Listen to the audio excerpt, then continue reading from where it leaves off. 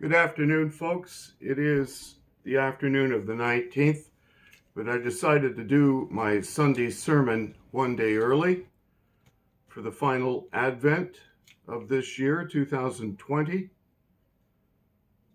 And I have several thoughts I'd like to share with you on this final Advent.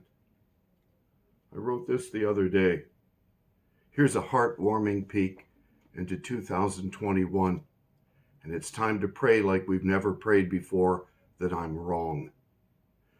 2021 will be the year of the total collapse of social cohesion and the complete annihilation of any real freedom remaining in the economy of the West, as a dictatorial, powerful cabal enslave humanity in a blast of dystopian, delusional deconstruction. This will ensure a tsunami of cascading effects, which will render existence so exceedingly difficult and totally unpalatable that it will be beyond our wildest imaginings.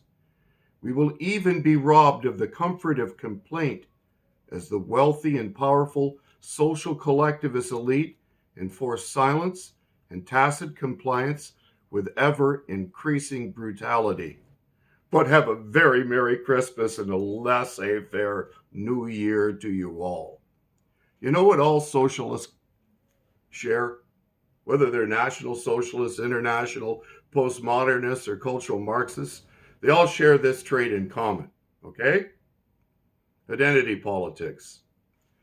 They divide humanity by race, creed, color, group affiliation, sexual preference, etc., etc., and particularly social status, and they make all life nothing other than a material struggle. Well, of course, the great message of Christianity is that life is not a material struggle. Life is indeed a struggle to find meaning, and that meaning is to be found at the cross. That is the intersection where the finite meets the infinite. You're the finite, I'm the finite, and when we meet the infinite, we invariably suffer because the infinite is so vast and so mysterious and so beyond human comprehension that it requires us to literally alter our perceptions about who and what we are to come to grips with that reality. For me, as a Christian, Christ himself mitigates that struggle and stands in the gap between God, who is that which is real, and man, who is limited and finite. This is why in the Christian story, God became man. And although I'm well aware that Christ could not have been born at Christmas, for the simple reason that no census in Israel would be conducted at this time of year. It would be too cold for Joseph and Mary to have been out laying the baby Jesus in a manger in December. And I have some other biblical reasons for believing that he was probably born in the mid-fall. But at any rate, it doesn't matter. Our ancestors, because of their worship of the sun, they were pagan, made the winter solstice the day of celebration for the birth of Christ. And when he came into the world, God had been made flesh. And I've noticed that there are many who claim to be Christian, and certainly many atheists. And I'm talking about people who, like myself, have belief in laissez-faire capitalism. And I hate using that word because it's actually a derogatory term coined by the left.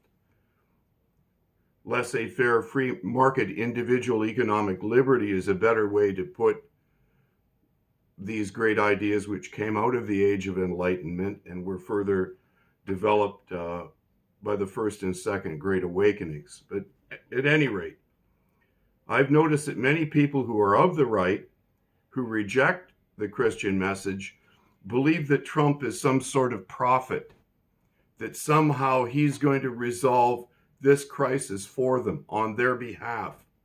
There's only one man who ever resolved the crisis on the behalf of mankind, and that is Christ himself. And in resolving that crisis, he made you and I accountable to him alone. Everyone will be called before the judgment seat of Christ to account for what we've done and what we've said in this body, which obviously gives a person with my background pause for concern. But in these latter years, particularly since my waking up to the threat that socialism presents in this day and age, with all this talk of the Great Reset and all our cooperation with communist China and the very, very odd nature of this virus, I do a great deal of thinking and praying about my own relation to this crisis and my own responsibility to tell the truth in as much as I understand it. We are being lied to on a massive scale. There's a crisis emerging in the U.S. right at present that no one seems to be able to get to the bottom of. The courts have heard evidence, sworn testimony, and received evidence that they've dismissed for some very odd reason. And of course, all the people giving evidence have done so under the threat of perjuring themselves, rather. So I listened to a Catholic bishop this morning speak on this subject, and it was fascinating because it was a sermon that he gave that would have shocked even someone as prominent as Luther in his nailing of the 95 Theses on the door of the cathedral in Württemberg. In fact, it makes that thesis sound mild by comparison.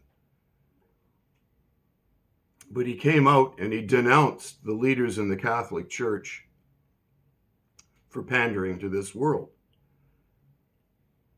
Now, I'm a man of the low church, and all the mummery and pomp and ceremony of Catholicism has no appeal to me. But his essential message rang very true. We're facing a crisis, and each of us is accountable to deal with that crisis. On this fourth Advent, I would ask all of you who do hope in a living Christ to pray that God restore peace, order, and good governance in 2021. I would ask all of you to contact your members of parliament and your members of provincial parliament and hold their feet to the fire and tell them that you demand that this government be held accountable and that we will not have anything other than a reset back to our inherent constitutional rights and obligations. We need, once again, to become a self-determined and self-reliant society, one who is accountable to God. If you go to Parliament, as I have done often, and pondered this whole thing, you'll see scriptures written all over Parliament. Even our high court judges, members of the Supreme Court, wear a red flash on their robes, which is representative of the law of Moses. And we need to remember this. For those of us, among us, who don't see the value in Christ, at least you need to see the value in the law, because the law is a tutor to lead men to Christ. We need to restore the rule of law here in Canada, which is our responsibility, and my American cousins need to do that in America as well, because it's obvious that the radical left knows that the only way that they can continue this march toward the Great Reset is by trampling the law underfoot. Merry Christmas, folks. It's time to pray. You have a great 4th Advent Sunday. God bless.